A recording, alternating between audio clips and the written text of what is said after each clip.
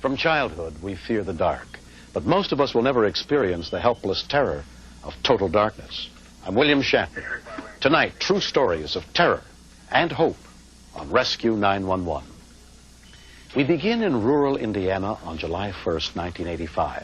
Michael Hall and his friend Roman Lazowski entered the Spring Mill State Park caves. Dressed in swim trunks and T-shirts, armed only with flashlights, they were completely unprepared for what they would find.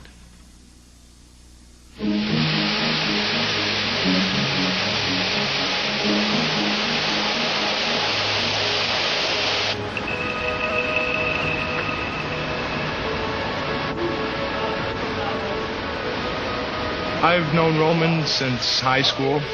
We were very close. You know, we just done everything together. Well, some people like to hunt and fish, and, you know, I like to come caving every year. So that's what we did.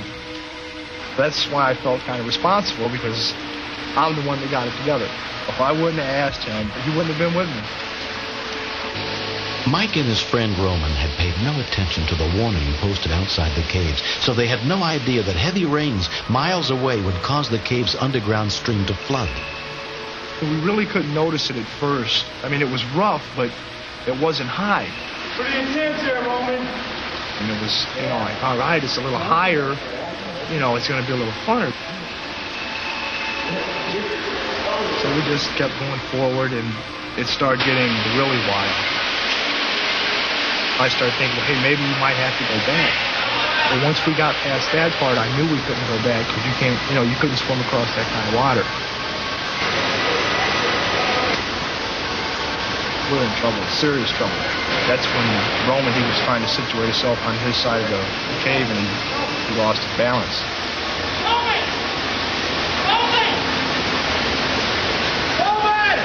From that point, I sat there at least a couple hours. I didn't know what to do. That was probably one of the hardest things I ever done, is just to let go.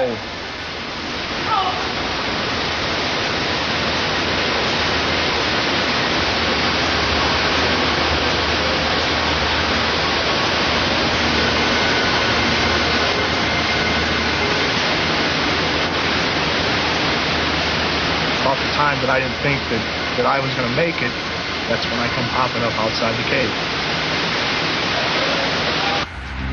At 1:15 p.m., park manager Bill Carlisle got the first call for help. Spring 1, Spring. Go ahead. I have a report from the service building, injured septic, Donaldson Cave parking lot.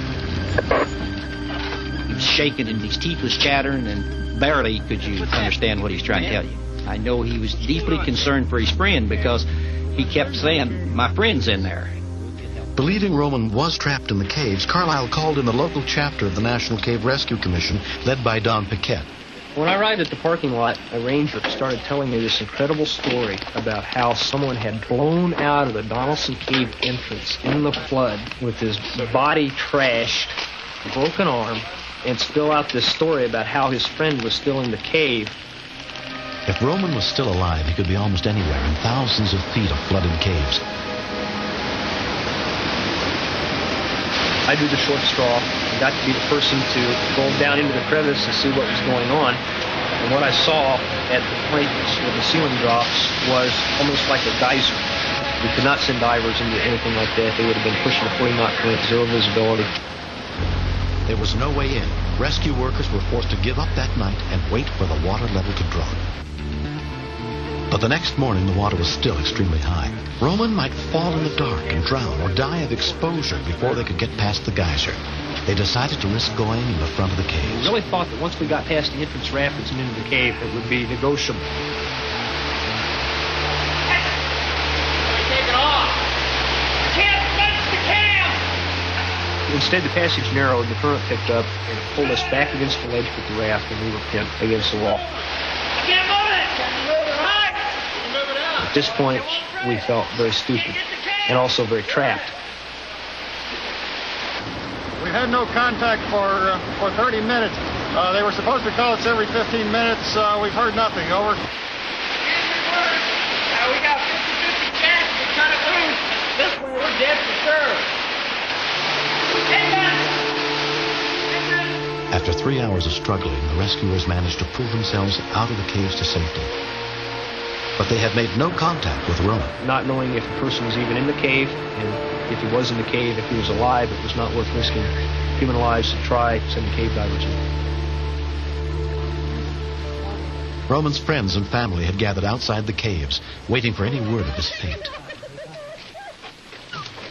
After I find out he was missing, I just was out of my mind, you know. I walked down the river and kind of talking to myself, talking to him and stuff. Roman's mother was joined by his sister, Chris. We were just scared to death.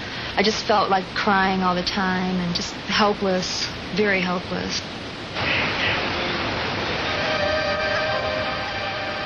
Roman had been missing for more than 24 hours when the regional director of the Cave Rescue Commission, Dr. Noel Sloan, arrived. In the next 12 hours or so, I'm afraid he's going to die from hypothermia. The floodwaters were still blocking both ends of the caves, so volunteer firemen dug all night by hand, trying to get in through an old cave shaft. Time was running out. Early the next morning, heavy drilling equipment was brought in to tunnel down from the top through 75 feet of rock. K-9 teams searched to see if Roman had been washed out of the cave like Mike, but had been too badly hurt to call for help. Then after 47 hours of silence, they heard a faint voice inside the cave. Roman was still alive. The water was so loud communication was impossible, but the level had finally dropped enough that they could try to snake in a care package past the geyser to Roman.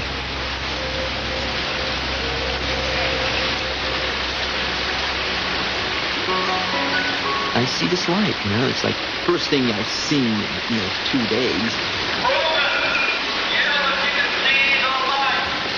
And I'm like, hey, help, it's me, I'm alive.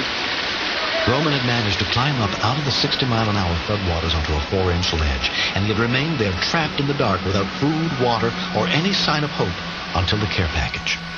Next thing I know, I see some guy pop up onto the other side.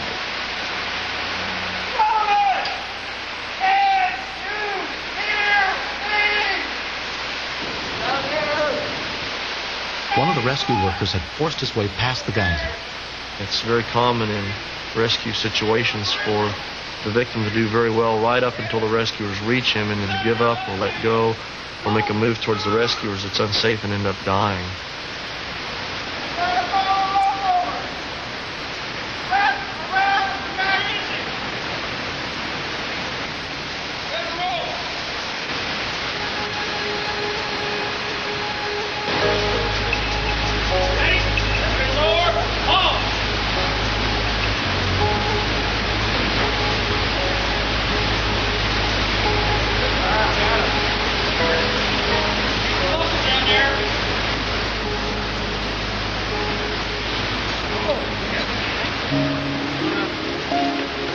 There wasn't much you could say because, you weren't sure if he could really hear what you're saying because he was all bundled up.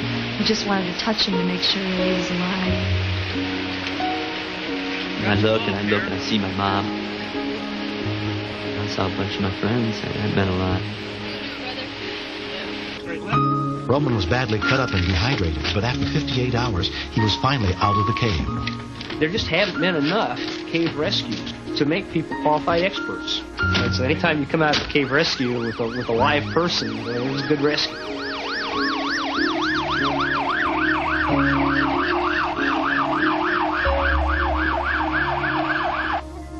Next.